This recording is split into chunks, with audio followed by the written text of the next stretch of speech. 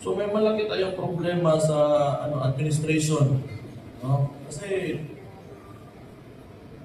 tulad nito, is our constitutional right na peaceably assemble. So, wala man sanang problema kasi wala man tayong intention sana pang ng maiso na demonstrate violently. Wala man tayo plano nga mangguba ta o mga gusali o we do not intend to hurt anyone. We are just here unta to air out our frustrations of the current situation.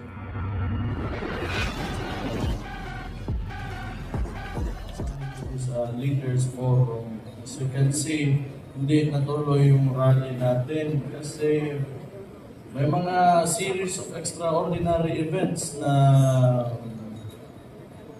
ewan ko lang kung ano talaga, but unusually may disruption sa mga transportation, maritime transportation and air travel. So canceled yung flights and canceled din yung mga biyahe sa dagat. So, fortunately, kagabi, kahapon,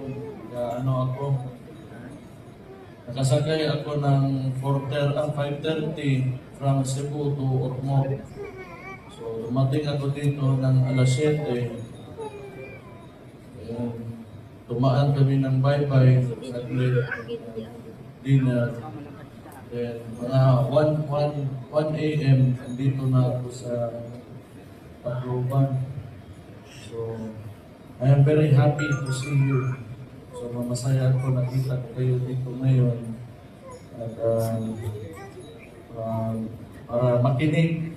So, sayang lang, hindi na nangyari yung rally. Yung dito naman, similar naman yung ginawa nila.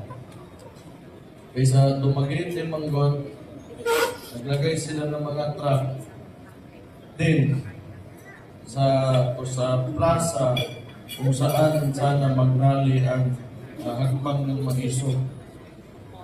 So, kaya masabi ko rin na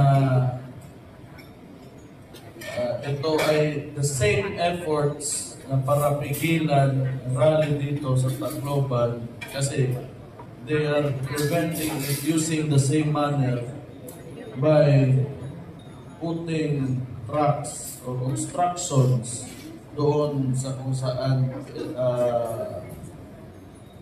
sana mag-rally si former President Rodrigo Roa Duterte. So, behalf sa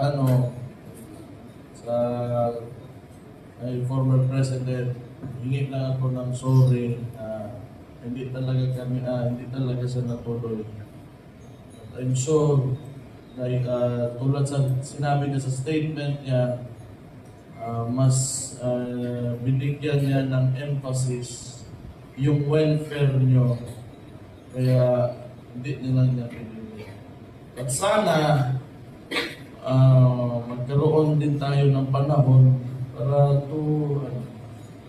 so may malaki tayong problema sa administration, no? Kasi tulad nito, is our constitutional right na peaceably assemble. So, wala man sanang problema kasi wala man tayong intention sana pang ng maiso na demonstrate violently. Wala man tayo plano nga mangguba ta o mga gusali o we do not intend to hurt anyone. We are just here unta to air out our frustrations of the current situation and what's happening in the Philippines. Right? Sumo ng problema ron kay we have an administration na dili mo dawat o iunan na. And that is oppressive abuse of power. Put it sa lagtod nga story, that is abuse of power.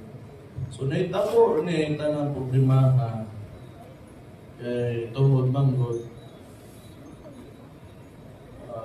sa Congress, they were scrutinizing the confidential funds sa Vice President Boto, si Vice President Inday Sara. So, ni morning arise ni himo ni sa